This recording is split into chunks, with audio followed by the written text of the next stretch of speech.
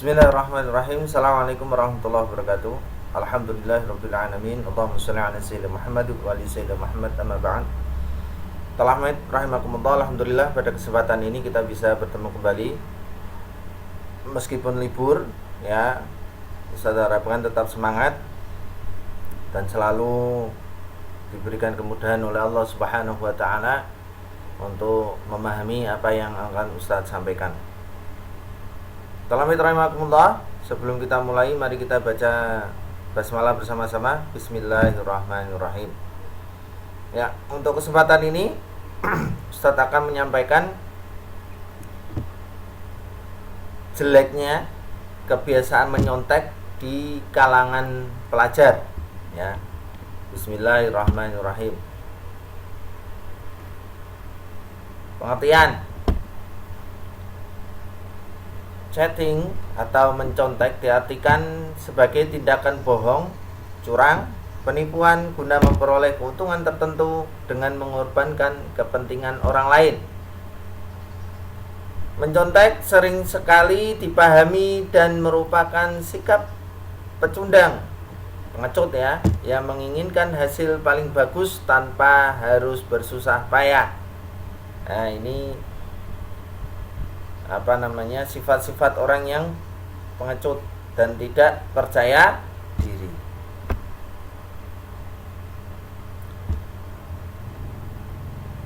Secara psikologis, mereka yang melakukan perilaku menyontek pada umumnya memiliki kelemahan dalam perkembangan moralnya. Mereka belum memahami dan menyadari mana yang baik dan buruk dan dalam berperilaku. Selain itu, perilaku mencontek boleh jadi disebabkan pula oleh kurangnya harga diri dan rasa percaya diri, ego weakness. Betul atau enggak bacanya? Semoga aja betul ya.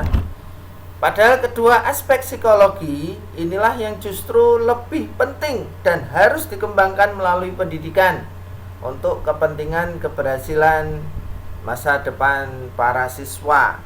Ya, penting itu percaya diri. Ya. Alasan menyontek. Nah, ini sering sekali alasannya apa tahu orang pada menyontek? Tekanan yang terlalu besar yang diberikan kepada hasil studi berupa angka dan nilai yang diperoleh siswa dalam tes formatif atau sumatif. Ya. Pendidikan moral baik di rumah maupun di sekolah kurang diterapkan dalam kehidupan talamid atau siswa. Sikap malas yang terukir dalam diri siswa sehingga ketinggalan dalam menguasai mata pelajaran dan kurang bertanggung jawab. Anak remaja lebih sering menyontek daripada anak SD karena masa remaja bagi mereka penting sekali memiliki banyak teman dan popularitas di kalangan teman-teman sekelasnya. Selanjutnya adalah kurang mengerti arti dari pendidikan.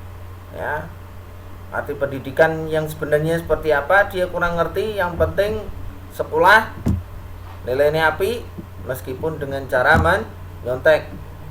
Adanya kesempatan atau pengawasan tidak ketat ya, pengawasannya kurang kuat ya pada waktu ujian misalkan ya, sehingga menyebabkan dia tidak percaya diri dan menyontek kanan maupun kiri. Takut gagal karena yang bersangkutan merasa belum siap menghadapi ujian dan dia tidak ingin mengulang. Nah, alasannya kadang-kala dia tidak mau mengulang, sehingga berbagai cara dilakukan supaya dia mendapatkan nilai yang baik. Tidak percaya diri, sehingga tidak yakin pada jawabannya sendiri. Kadang-kala orang-orang yang menyontek itu tidak percaya pada diri sendiri, kurang pede pada diri sendiri, sehingga dia mengandalkan orang lain untuk mendapatkan nilai yang memuaskan. Yang selanjutnya alasan menyontek. Dampak yang timbul dari praktek menyontek yang secara terus-menerus dilakukan akan mengakibatkan ketidakjujuran. Ya, kalau kita sudah sering nyontek ya, dan itu sudah terpatri dalam diri kita, maka nantinya akan timbul sifat dalam diri kita. Sifat apa itu? Tidak jujur. Karena dalam pendidikan, dunia pendidikan pun kita sudah tidak jujur, maka nanti di kehidupan sehari-hari akan masuk dalam diri kita bahwa diri kita termasuk orang yang tidak jujur. Jika itu terjadi, ya, niscaya akan muncul malapetaka, yaitu peserta didik akan menanamkan kebiasaan berbuat tidak jujur yang pada saatnya nanti akan menjadi kandidat koruptor, baik koruptor untuk diri sendiri di kalangan pribadi maupun di kalangan yang lebih atas. Ya, koruptor dalam pribadi gimana? Nah, misalkan disuruh orang tua, ya, disuruh orang tua untuk membelikan sesuatu, kita akan jadi tidak jujur. Uangnya pas, Bu, padahal sisa 2.000, sisa 1.000, tetapi kita tidak mau jujur kalau uang itu kita gunakan untuk beli permen atau beli makanan yang lain. Nah, ini untuk koruptor dalam kandidat koruptor pribadi seperti ini. Kalau koruptor-koruptor yang sudah tinggi tidak usah ditanyakan, ya, kalian pasti sudah paham. Tapi kalau koruptor dalam diri sendiri pribadi, ya contohnya seperti itu. Akan timbul ketidakjujuran, disuruh orang tuanya beli makanan, sisa uang 5.000, ngomongnya tidak kembali atau dikembalikan setengah. Ya, nah ini kandidat-kandidat koruptor untuk pribadi sendiri.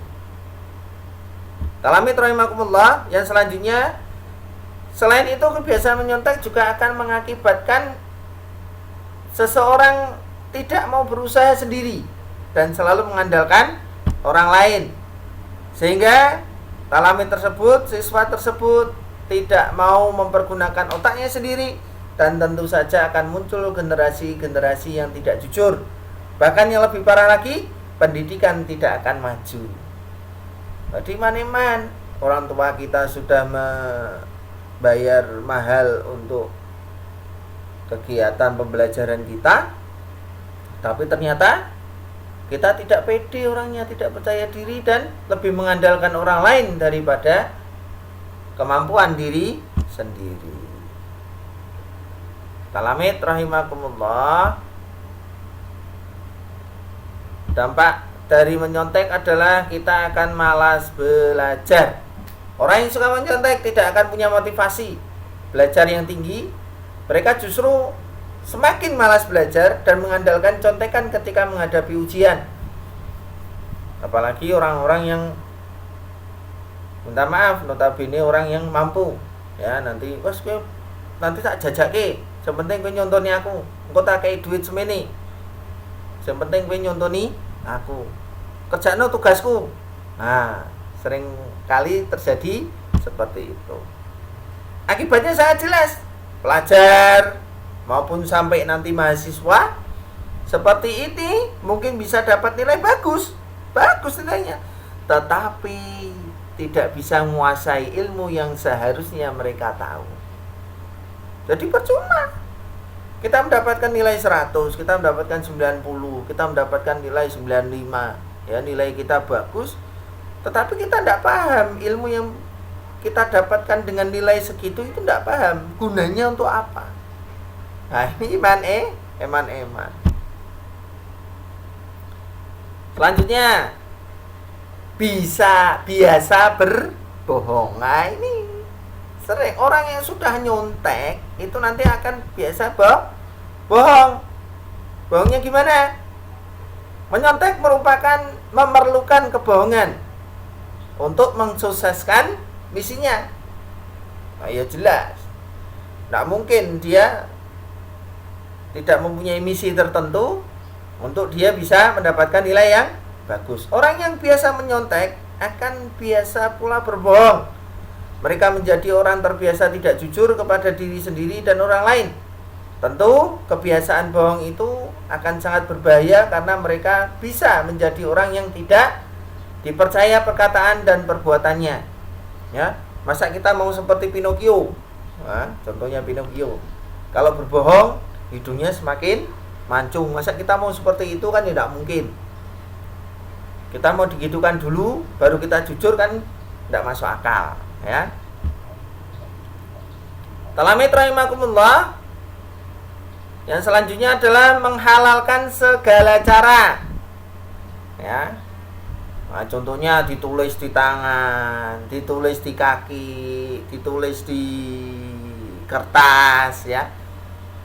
Apapun akan dilakukan oleh orang yang biasa menyontek. Mereka akan mencari segala macam cara agar bisa menyontek dengan sukses.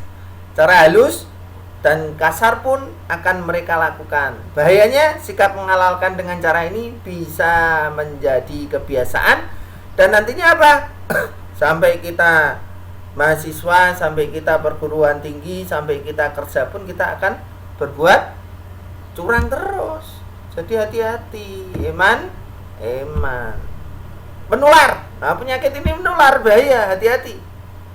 Karena kadangkala orang-orang yang sudah tidak percaya diri, ya, melihat kita misalkan melakukan kebohongan, ya, dia tidak terima.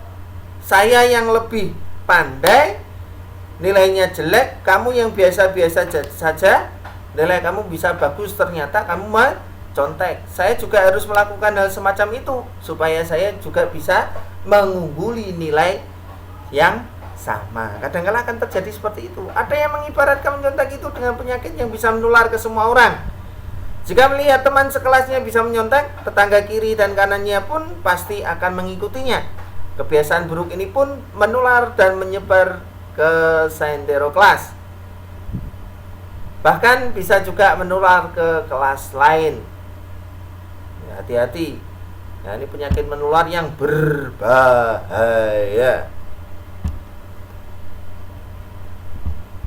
Talamid rahimakumullah, yang selanjutnya pasti dia tidak mempunyai rasa percaya diri. Tukang nyontek itu orang yang tidak percaya diri. Semakin sering dia menyontek, semakin berkurang rasa percaya dirinya.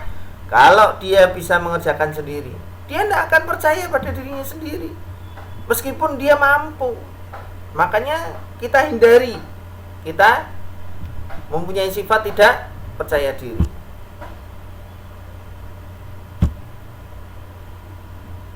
Tergantung orang lain. Nah, orang kalau sudah nyontek itu dia akan bergantung sama orang lain. Ya, jika terbiasa menyontek maka akan ketergantungan kepada orang lain atau catatan. Hal ini akan dirasakan setelah menyontek yang pertama, maka akan ketergantungan pada ujian-ujian selanjutnya. Dia akan terpancang dengan orang lain. Pada waktu teman kita yang pandai menyontek itu tidak masuk, kita kebingungan karena tidak ada orang yang bisa membantu kita. Kemudian menghancurkan kreativitas. Ya, ini bahaya. Ya, menghancurkan kreativitas. Menyontek akan mengalami kesulitan mengembangkan ide sendiri, bahkan dapat ide sehingga apa? Menyebabkan kita monoton, itu saja dan mengandalkan orang lain. Meskipun orang lain mau salah pun kita akan terima. Dan selanjutnya adalah tidak terbiasa menghadapi dan memecahkan masalah. Ya, dia tidak akan terbiasa, tidak terlatih menghadapi masalah, tidak terlatih untuk mencoba menyelesaikan masalah sendiri. Dia akan tergantung sama orang lain. Kalau orang lain tidak membantu dia, maka dia merasa dia tidak akan bisa menyelesaikan masalah. Ya, talamid rahimakumullah, ya. Insya Allah itu dulu yang dapat Ustaz sampaikan. Untuk ditunggu video selanjutnya.